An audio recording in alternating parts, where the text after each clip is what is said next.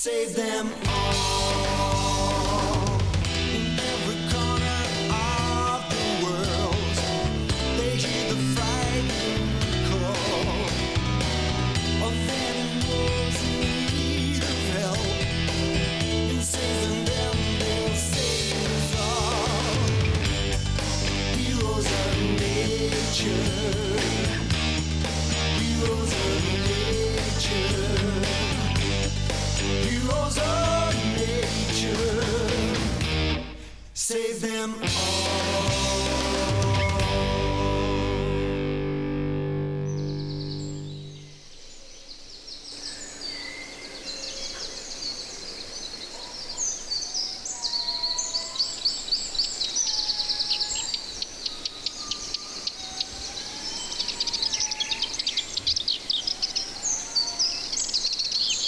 Olivier Berra, cocodrilos y lemures sagrados.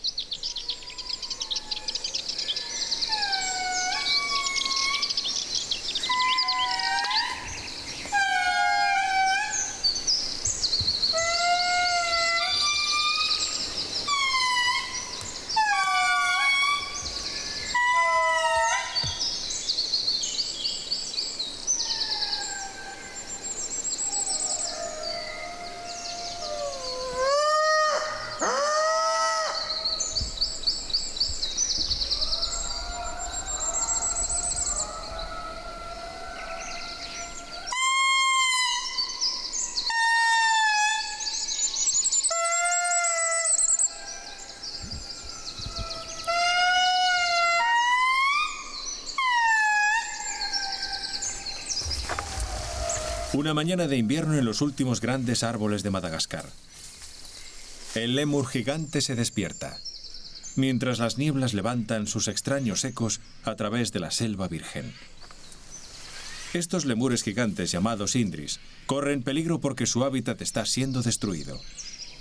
Los indris se alimentan de más de 200 especies de plantas y por lo tanto están condenados por la desaparición de la biodiversidad de la isla. Pero alguien está haciendo algo al respecto. Un hombre que ha comprendido que la conservación de la naturaleza puede contribuir también al desarrollo económico. Olivier Berra es francés. Vive en Madagascar desde hace 16 años y ha fundado una organización humanitaria llamada Hombre y Medio Ambiente que pretende desarrollar los recursos naturales de Madagascar. La cosecha de Sintela ha ido muy bien.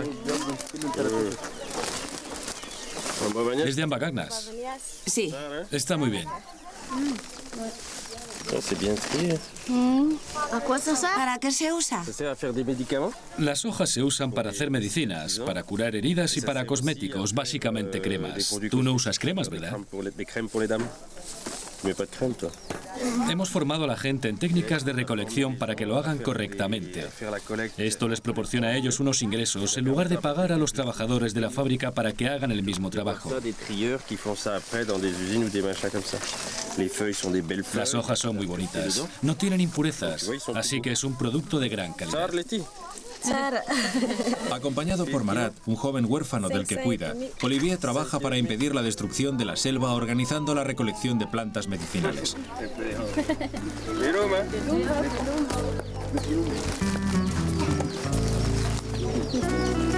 En Madagascar los cultivos se plantan en campos quemados. Cada día desaparecen miles de hectáreas de selva.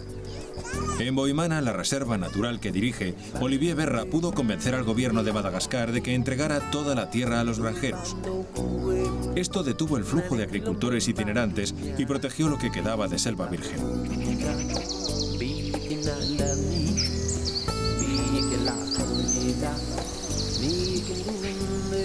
Otro de los propósitos es salvar a los lemures, porque si desaparecen todas las plantas de la selva, los lemures en la cúspide de la cadena alimentaria desaparecerán también.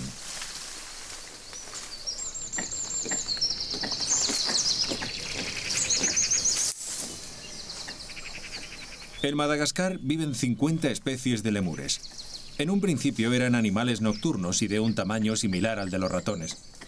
Al volverse diurnos, las 4 especies, los lemures, los indris, los propithecus y los varecias, se hicieron mucho más grandes hasta alcanzar 1 metro de longitud.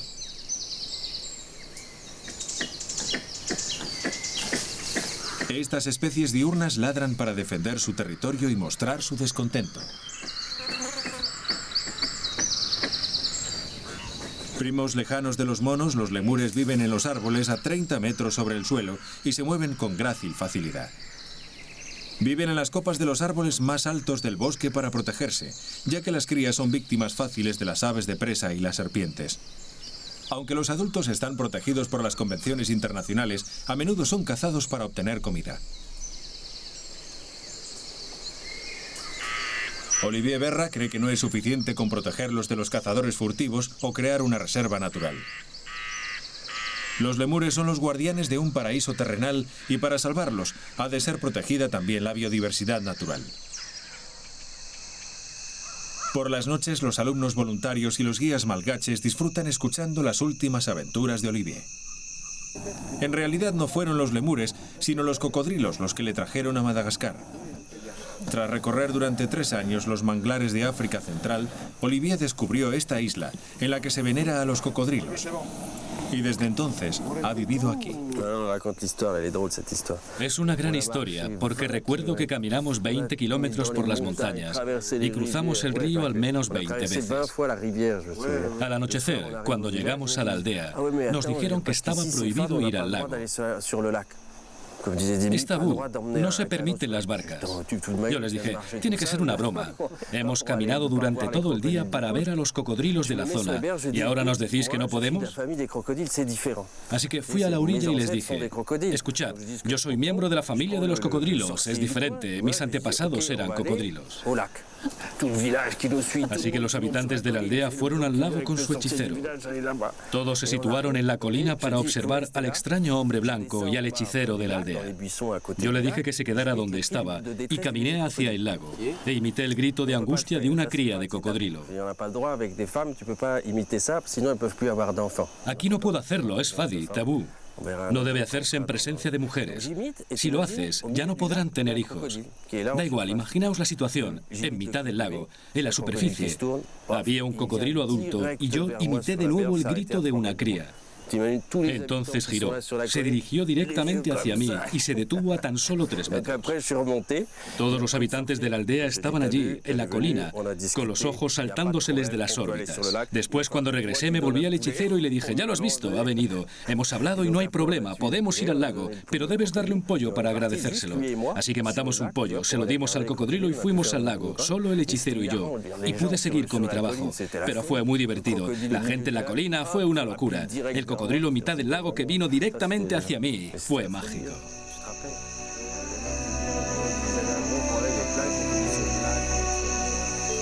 Me metí en el mundo de los cocodrilos casi por accidente. Fui a África, donde había crecido para encontrar mis raíces. Una noche fui a un río con un cazador. Atrapamos una cría de cocodrilo de unos 60 centímetros de longitud. Y cuando sostuve en mis brazos a esa cría de cocodrilo, me quedé pasmado, fascinado. Ocurrió algo extraordinario, algo de otro mundo.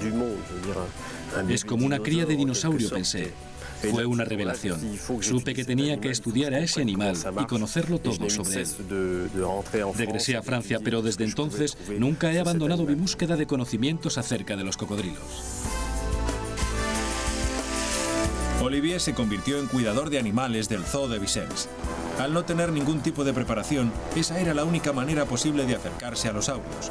Pero enseguida los investigadores del Museo de Historia Natural reconocieron el potencial de aquel joven de 20 años. Nadie había hecho nunca un censo de los cocodrilos hasta que Olivier se propuso estudiarlos. Inventó una metodología científica y viajó al Congo, a Gabón y a la mayoría de los países de África. El programa fue financiado por Naciones Unidas. Nada podía detenerle, ni los canales infestados de sanguijuelas, ni los ríos cubiertos de vegetación, la elevada humedad o los mosquitos. Nada.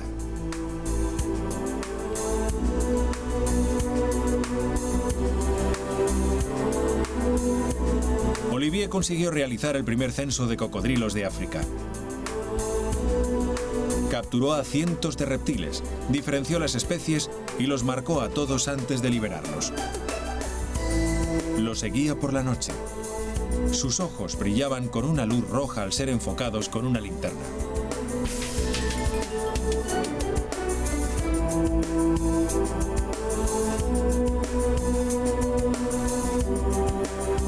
El joven aventurero, hoy vicepresidente del programa de cocodrilos africanos de la UICN, realizó una gran contribución, internacionalmente reconocida, al conocimiento científico de estos reptiles de sangre fría.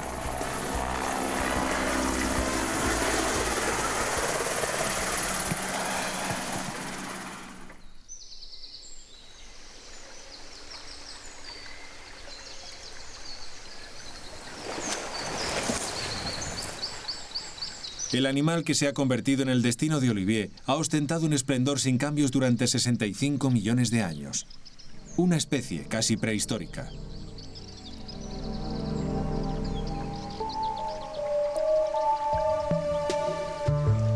El cocodrilo es un milagro de la naturaleza. Sabe conservar su energía mejor que ningún otro animal. Los poderosos músculos de su cola le propulsan silenciosamente sobre la superficie del agua. Se funde con los ríos sin un solo murmullo.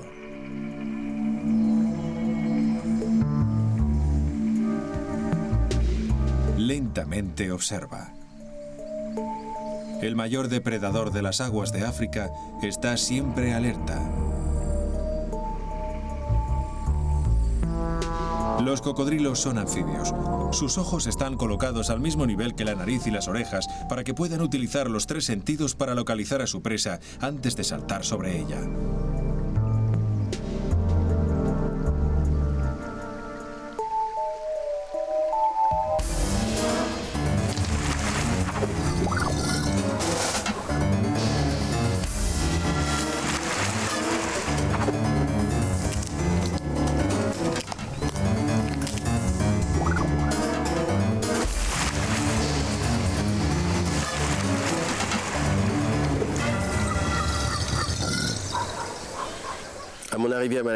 Cuando llegué, los malgaches consideraban a los cocodrilos una plaga, así que estaban siendo exterminados. Tuve que demostrar que en realidad era útil tenerlos cerca.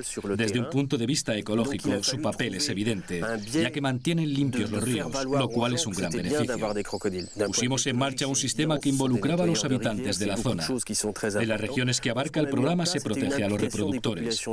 Ahora los cocodrilos están dentro de la categoría de animales útiles y están considerados más como caza que como una plaga. A la gente le gusta convivir con los cocodrilos. Colocan vallas para proteger a su ganado y ahora viven en paz con ellos. Los cocodrilos son siempre unos animales peligrosos, pero la gente de la zona vive con ellos y los acepta.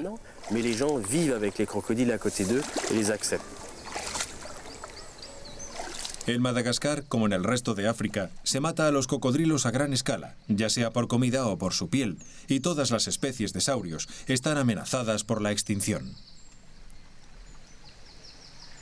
La única especie que vive en Madagascar es el cocodrilo del Nilo. Puede crecer hasta alcanzar los 5 metros de longitud. Tiene dientes de sobra por si pierde alguno durante las peleas. Una válvula en el fondo de su garganta aísla el tracto respiratorio para que pueda comer bajo el agua.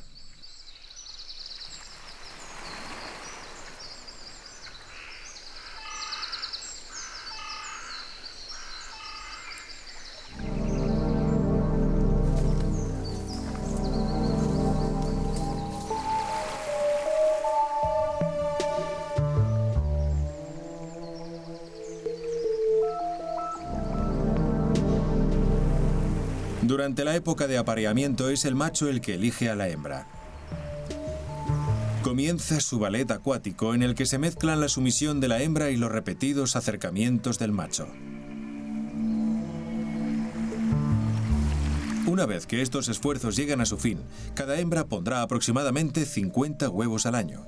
Los huevos se colocan en un nido de arena excavado a una profundidad de 30 centímetros.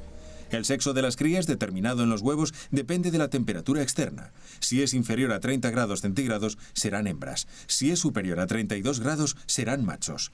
Si está entre esas dos temperaturas, pueden ser machos o hembras.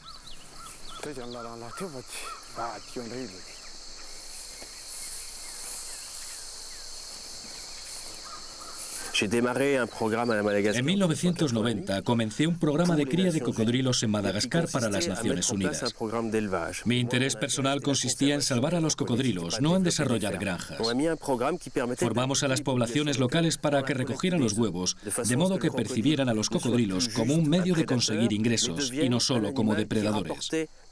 Otro beneficio fue que el control científico de la incubación de los huevos nos permitió evitar las elevadas tasas de mortalidad observadas en la naturaleza. De este modo, pudimos proveer a las granjas sin una presión excesiva a los cocodrilos salvajes y proporcionar ingresos extra a la gente que vivía cerca de los animales, que empezó a mostrar interés por protegerlos. Dimby ha sido el ayudante de Olivier desde que se puso en marcha el programa. Lleva más de 15 años recogiendo huevos. Y Dimby sabe lo importante que es tener cuidado con las madres. Cuando va en busca de huevos siempre está acompañado por 2 guardaespaldas armados con gruesos palos.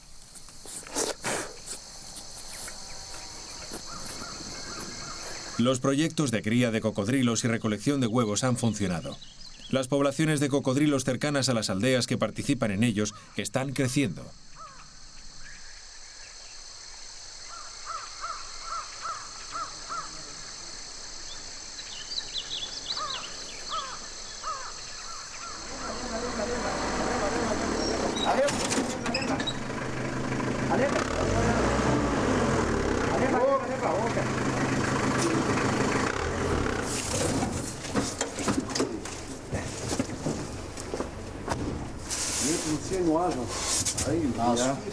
La política de gestión del medio ambiente de Olivier Berra consiste en intentar buscar soluciones que animen a los animales y las poblaciones locales a vivir en armonía. Al cabo de unos años, si el método funciona bien, delega su dirección a los malgaches para así tener tiempo para desarrollar nuevas ideas. Dimby ha estado dirigiendo el programa de cocodrilos los últimos 4 años, pero cada recolección de huevos es una buena oportunidad para volver a reunirse. Voy a llevar estos huevos a Beselá, a mi colega. Vamos a llevar exactamente 5.473 huevos. Ha sido un buen año. Tendremos que comprobar las cifras de los granjeros, por supuesto, pero ha sido un buen año. Volvemos cada año y los aldeanos se alegran de ganar dinero gracias a los huevos. Es un buen modo de proteger a los cocodrilos en su entorno natural. ¿Y la gente sigue interesada? Sí, están muy interesados. Ahora Olivier ha introducido el mismo sistema para recoger plantas medicinales y destilar aceites esenciales. Su objetivo es proteger el rico ecosistema de Madagascar, implicando una vez más a las poblaciones malgaches.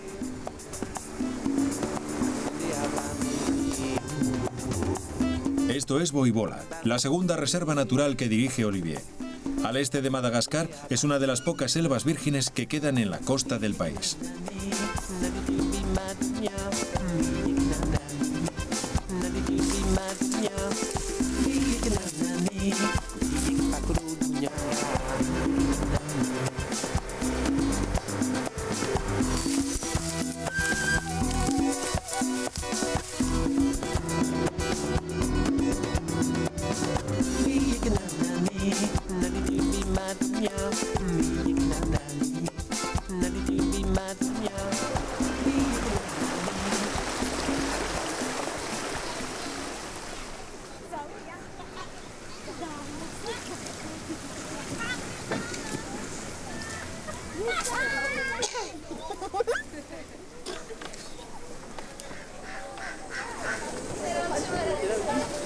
Olivier reclutó a un grupo de jóvenes mujeres, ingenieros y agrónomos malgaches para que le ayudaran.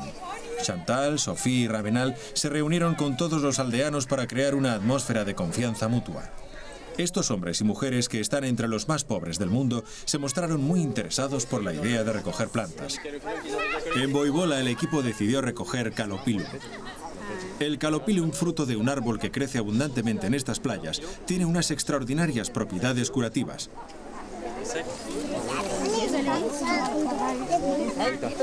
Olivier inventó una crema hecha a partir de esta planta que se da gratis a una asociación que se ocupa de niños desfavorecidos.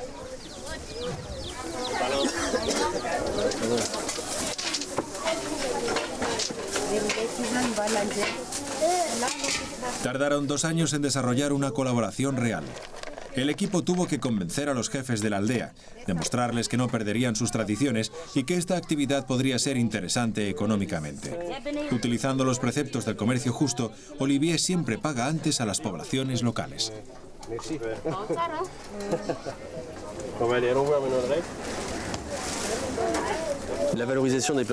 En nuestra política de utilizar a las poblaciones locales para gestionar el ecosistema, la valoración de las plantas medicinales es interesante por 2 razones. Primero, genera ingresos para ellos. Segundo, reconoce el valor de estas plantas y adopta el conocimiento tradicional. La gente me decía, no uses esas plantas, solo son buenas para los hechiceros. Pero los tiempos han cambiado. Ahora los occidentales usan esas plantas cada vez con más frecuencia porque son eficaces, buenas y sanas. Aquí la gente ha recuperado la confianza en el uso de las plantas y están orgullosos de conservar su herencia cultural y sus bosques.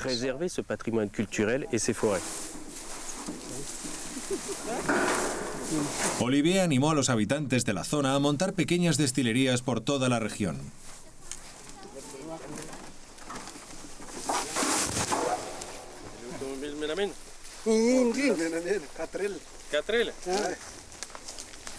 Exhaustivos programas de investigación exploran todas las propiedades de los aceites esenciales que producen.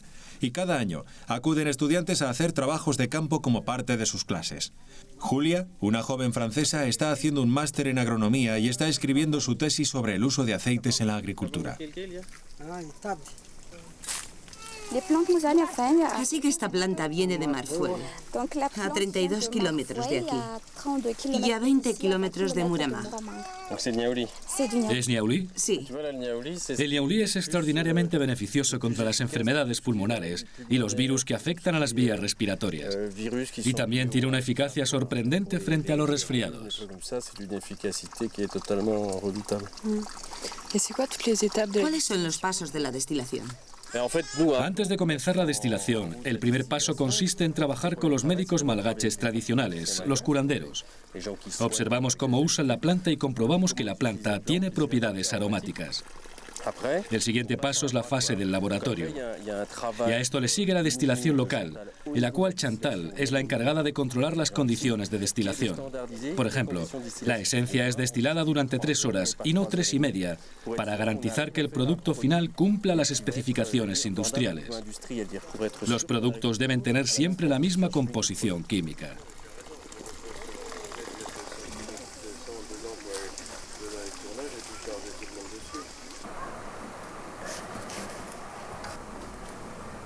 Además de desarrollar plantas medicinales y aceites esenciales, Olivier ha puesto también en marcha un programa para salvar 3 especies de árboles que corren un grave peligro de extinción. Su compañera, Bárbara, dirige este proyecto. Se encarga de proteger a estos árboles de los que solo quedan 15 ejemplares en el mundo. Su trabajo consiste en recoger brotes jóvenes y plantarlos en semilleros. Ve a contar los ejemplares con Jean-Paul. Bien. Salvar a las especies amenazadas cuesta dinero, así que Olivier está pensando en involucrar a compañías comerciales para que financien la conservación de estos árboles tan extraordinariamente raros. El innovador programa de investigación que lleva dirigiendo 5 años está empezando a dar frutos, y recientemente ha convencido a un importante laboratorio francés para que participe en su trabajo de campo. No tengo mucho, pero es bueno. A ver qué puedes hacer con esto. ¿Será suficiente para que hagas un extracto? Creo que sí. Al menos será suficiente para un extracto inicial. Es bastante normal. ¿Dices que la gente de la zona lo usa mucho?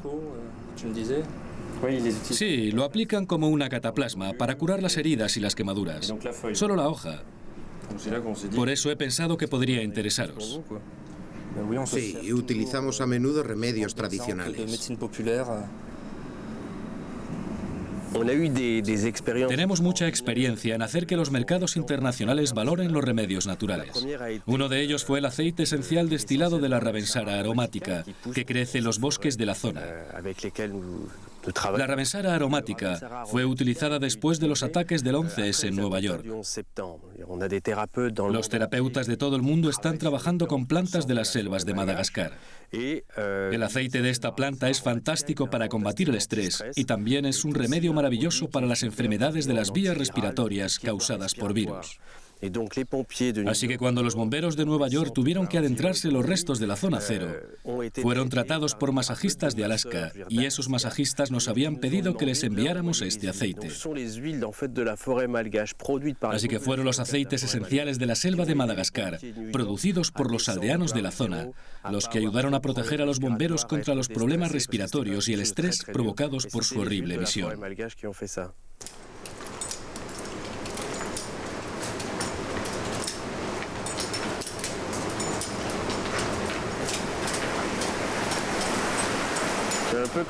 Podéis ver cómo todo ha rejuvenecido.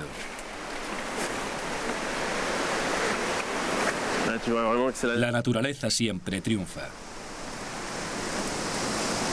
A 10.000 kilómetros de los laboratorios, Olivier regresa al paraíso malgache que se está esforzando tanto por proteger. Para conseguir que el número de lemures aumente, se han de replantar árboles en algunas zonas de la reserva.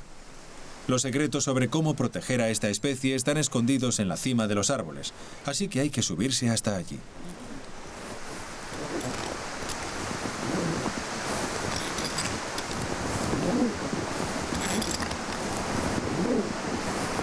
Marat, el joven Mowgli de la selva malgache, acompaña a su padre adoptivo.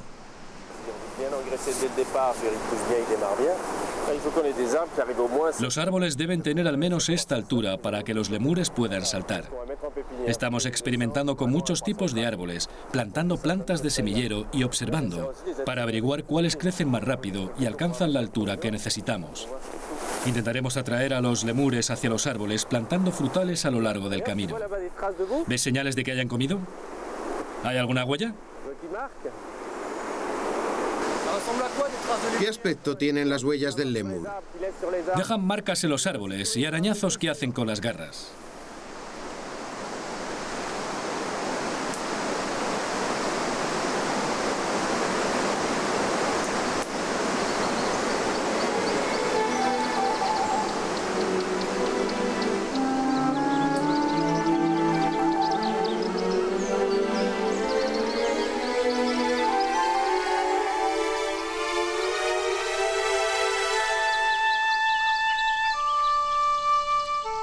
Al igual que todos los primates, las crías de los prosimios aprenden a alimentarse gracias a sus madres. Su dieta consiste básicamente en hojas, brotes jóvenes, frutas, insectos, larvas y el néctar de algunas flores. Los lemures contribuyen a la polinización de algunos árboles frutales y siembran las semillas en la selva. Su manjar favorito es la savia del árbol de kapok. Antes de empezar a buscar comida de nuevo, su principal actividad, este lémur se toma un tiempo para echarse una siesta.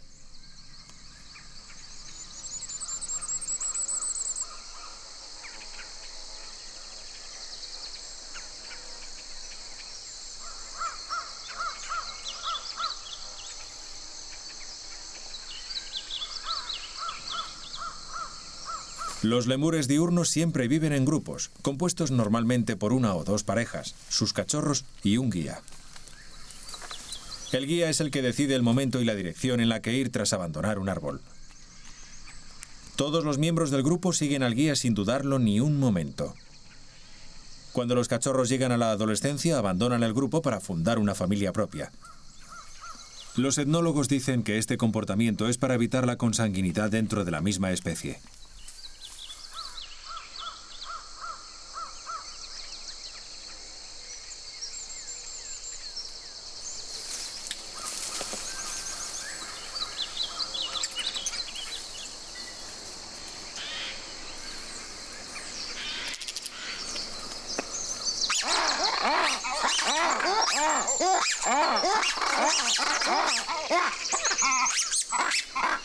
Las reglas de sumisión y dominación se establecen mediante peleas acrobáticas. Estas riñas suelen terminar con un concienzudo acicalamiento que ayuda a restablecer los lazos sociales dentro del grupo. Los lemures no despiojan a sus amigos como los monos, sino que se cepillan la piel unos a otros para que esté lustrosa. Cada especie deposita en las ramas hormonas de las glándulas normalmente situadas bajo el cuello o los hombros. Los olores establecen los límites territoriales, un territorio que a menudo debe ser compartido con el hombre.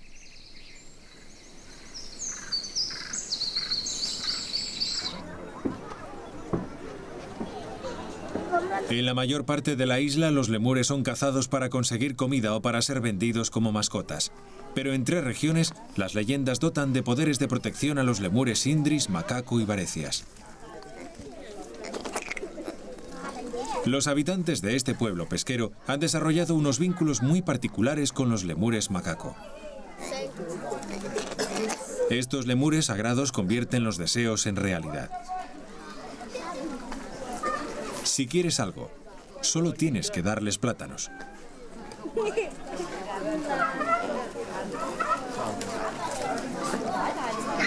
Olivier Berra está especialmente interesado en estas especies protegidas por las tradiciones porque, fuera de estos lugares sagrados, los lemures están desapareciendo. En todas mis propuestas de protección al ecosistema, intento reconciliar la conservación de la naturaleza con el bienestar de la gente de la zona. Empecé con los cocodrilos allí donde eran venerados, porque descubrí que era fundamental conservar este aspecto para garantizar el éxito de los proyectos a corto y sobre todo a largo plazo. Y ahora hago lo mismo con los lemures y las plantas. Examinamos todas las deidades veneradas por los habitantes de la zona y las incluimos en nuestras políticas de gestión del ecosistema. Al respetar las culturas locales, trabajamos con ellos y no contra ellos. Para comprender las tradiciones malgaches, Olivier habla con los jefes de la aldea. ¿Por qué ofrecen regalos a los lemures?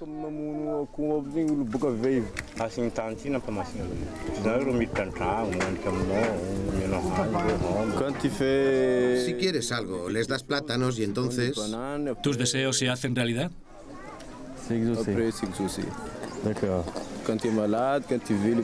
Sí, si estás enfermo, si quieres una casa nueva, un coche o un barco, los lemures hacen que se cumplan los deseos. Y por eso son venerados, y por eso son también protegidos. ¿Y si viniera alguien que no fuera bueno y que quisiera hacer daño a los lemures? Los lemures no aceptan los plátanos de las malas personas. Eso no puede ocurrir. No, aquí nadie haría daño a los lemures, son sagrados. Muchas gracias, jefe. Cuando un lémur desaparece, siempre lo siento como una pérdida personal. Hay que recordar que con cada hectárea que se quema, se destruye el hábitat de los lemures, cientos de plantas medicinales y cientos de animales fantásticos, insectos maravillosos y ranas. Es algo dramático, es inaceptable. Tenemos que detener esta destrucción gratuita.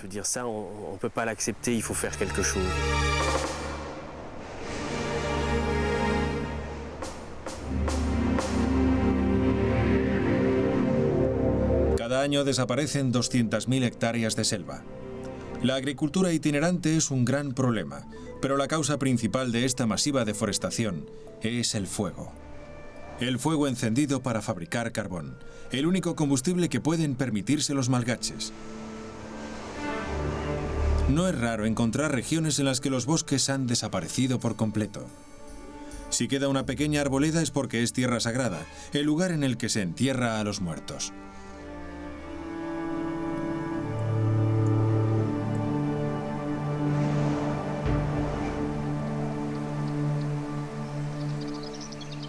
Como las zonas deforestadas son cada vez más numerosas, los lemures han tenido que adaptarse y buscar nuevas rutas para atravesar los caminos y carreteras sin quedar demasiado expuestos al peligro.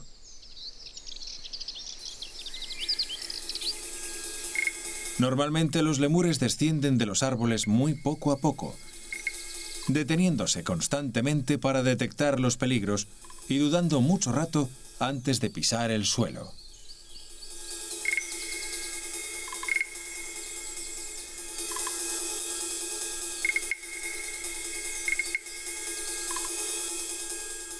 El método no es importante, solo su eficacia.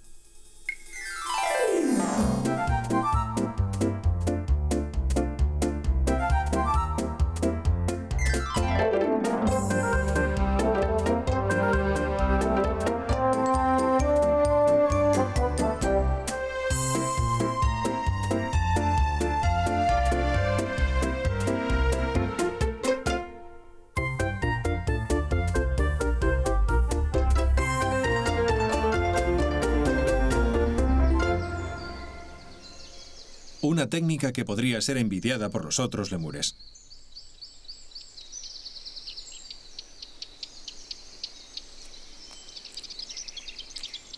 Colgados de los árboles, todos los lemures son iguales. Se sujetan a las ramas con sus patas traseras prensiles, en perfecto equilibrio, sea cual sea el tamaño del árbol. Algunos lemures tienen garras, otros almohadillas, pero todos son unos magníficos acróbatas.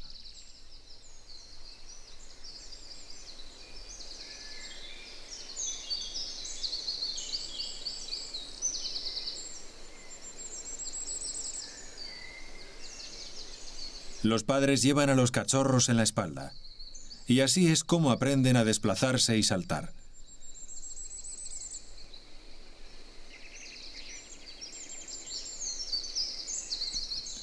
Las crías se hacen independientes a los 8 meses y en cuanto pueden, intentan imitar a los adultos.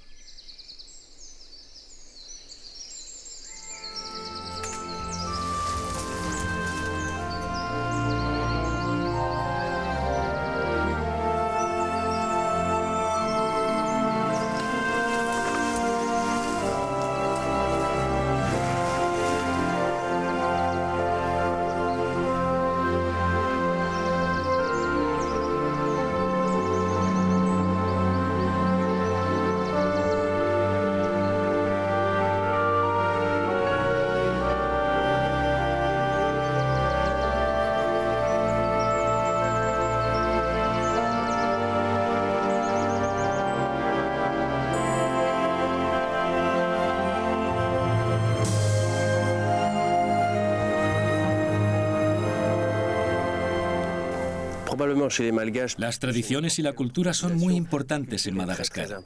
Los vínculos de la población con sus antepasados y su tierra son fundamentales. Los tabúes, a los que los malgaches llaman fadíes, están por todas partes. Así que el primer paso esencial en cualquier proyecto de conservación y desarrollo es tener en cuenta los aspectos culturales.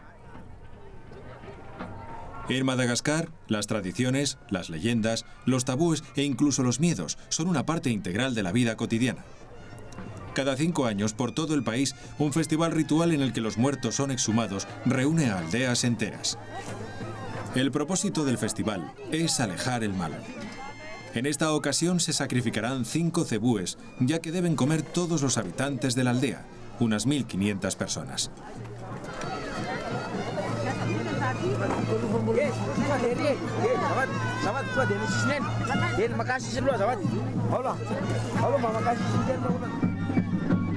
Tras la comida, los aldeanos se reúnen en torno a las tumbas.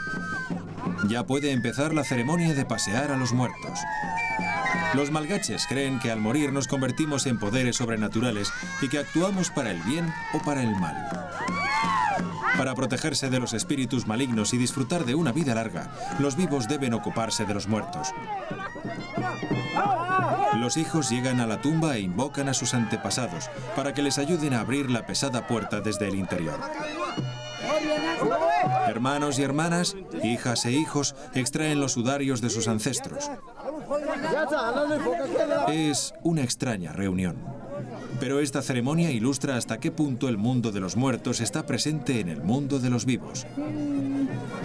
Las leyendas malgaches dicen que los muertos que no son atendidos por sus familias se convierten en almas atormentadas que atraen el peligro y amenazan con la desgracia.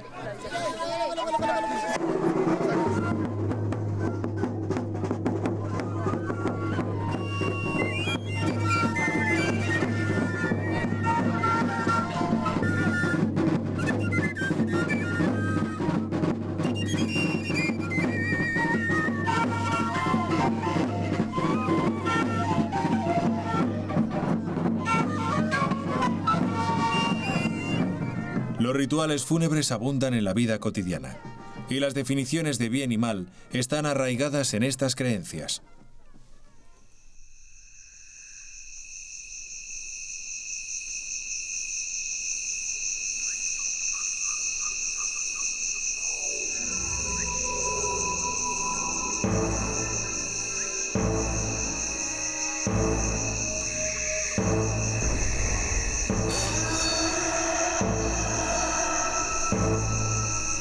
Es imposible que el aye-aye sea considerado sagrado.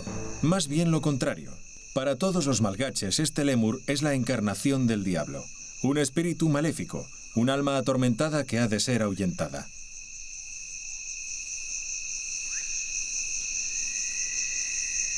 El aye-aye es temido, pero es totalmente inofensivo. Sus largos dedos en forma de garfio le han valido el apodo de la mano del diablo. Es asesinado sistemáticamente y casi ha desaparecido de la isla. Mucho más pequeño y atractivo, el Microcebus, un lémur nocturno, no es perseguido como el aye-aye.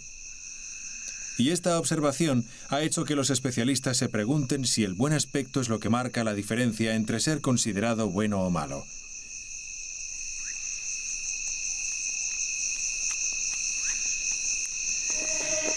Sin embargo, hay una especie que es venerada pese a ser aterradora.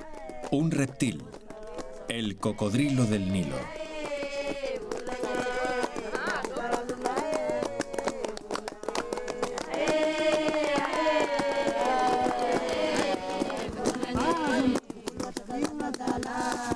En la región de Ankarana, a orillas del lago Antanabo, los habitantes mantienen muy buenas relaciones con los cocodrilos. Este cebú es una ofrenda. El prior explica al bovino que ha sido seleccionado para honrar la comida de los reptiles sagrados.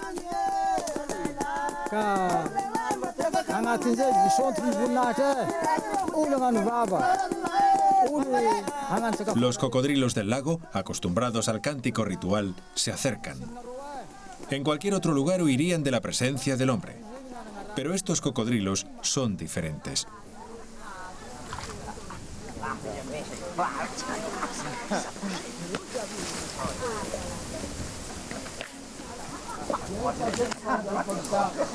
La leyenda cuenta que un desconocido llegó a la aldea y pidió agua.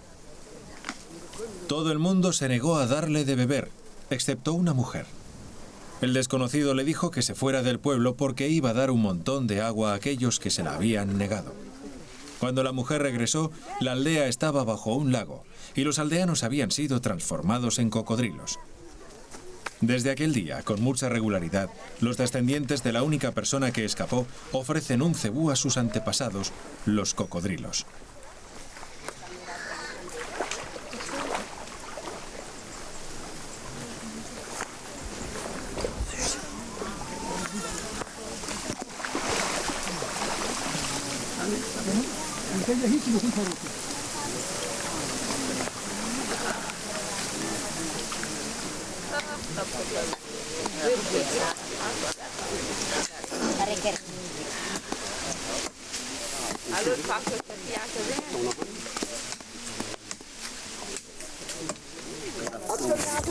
Estas mujeres, que viven en una pobreza total y que rara vez tienen carne para ellas mismas, se aseguran de que los cocodrilos estén siempre alimentados.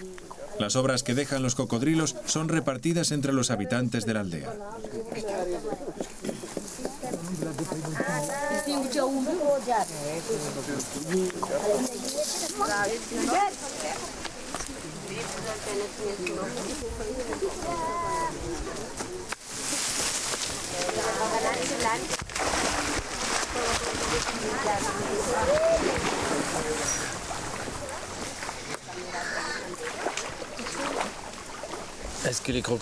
¿Todos los cocodrilos de Ankarana son sagrados o solo los de este lago?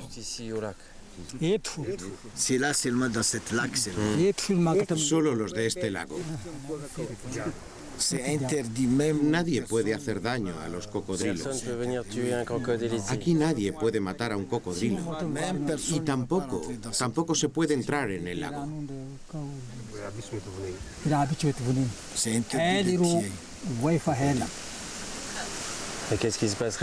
¿Y qué ocurriría si viniera alguien y matara a un cocodrilo?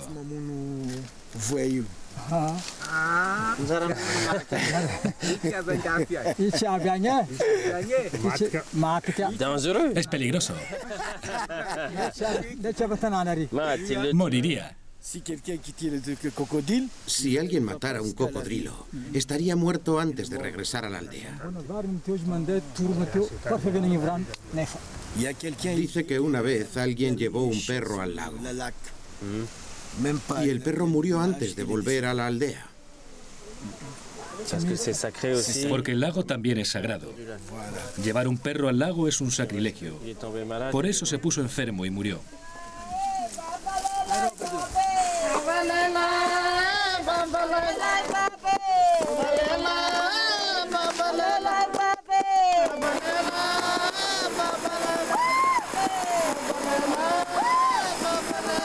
Cuando me fui de Francia para hacer inventarios, era joven y no temía a nada. Eso me permitió hacer cosas que los académicos probablemente nunca osarían hacer, como ir a zonas sin explorar a observar a cocodrilos que nunca habían sido estudiados. Cuando empecé no era un científico, pero descubrí cosas nuevas. Fui a lugares en los que los cocodrilos nunca habían sido investigados y me convertí en un científico simplemente guiado por el espíritu de aventura. Estaba dispuesto a sufrir en el campo y en ocasiones fue muy duro, pero descubrí cosas maravillosas de gran interés para la ciencia.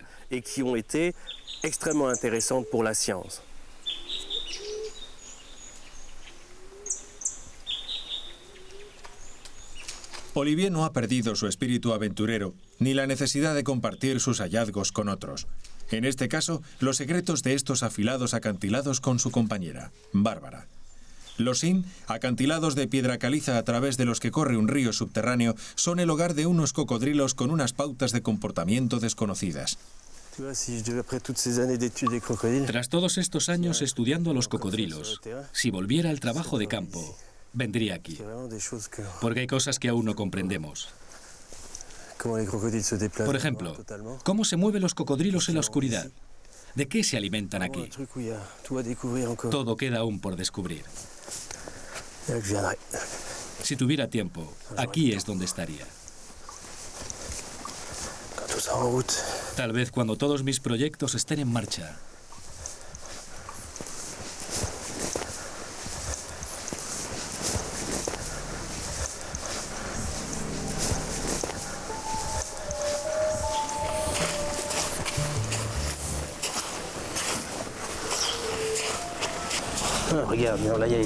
¿Ves esas huellas de ahí?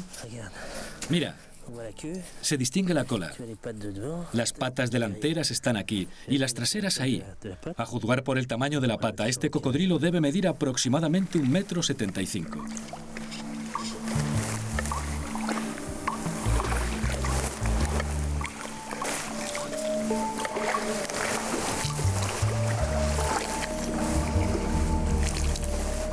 Mira, ahí hay una cría.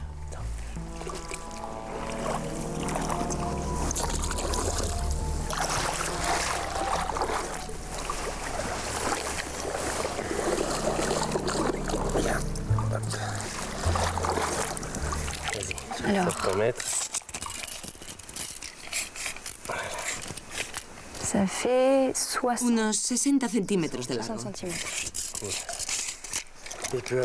Entre 6 meses y 2 años. Parece bien alimentado. ¿Qué crees que comen las crías? Peces pequeños, cangrejos, gambas.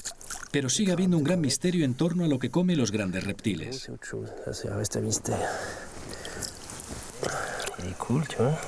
Está estupendo. No tiene parásitos, ni estrés.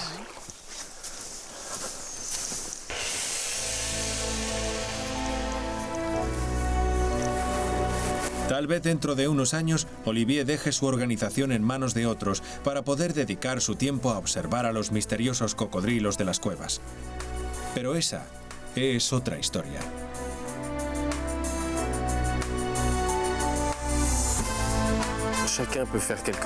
Todo el mundo puede hacer algo. Todos podemos cambiar el modo en el que vivimos y tal vez vivir de un modo más sencillo y contribuir a la felicidad general protegiendo todas las maravillas de la naturaleza, como los lemures y los árboles. No hay nada más magnífico que estos muñecos de peluche vivientes. Debemos proteger nuestro entorno para las generaciones futuras y después nuestros hijos se lo transmitirán intacto a las generaciones posteriores. Es factible y se puede hacer. Si todo el mundo hace algo y se compromete a respetar las cosas y a las personas, nuestro mundo sobrevivirá, recuperará su equilibrio natural y garantizará el bienestar de todos.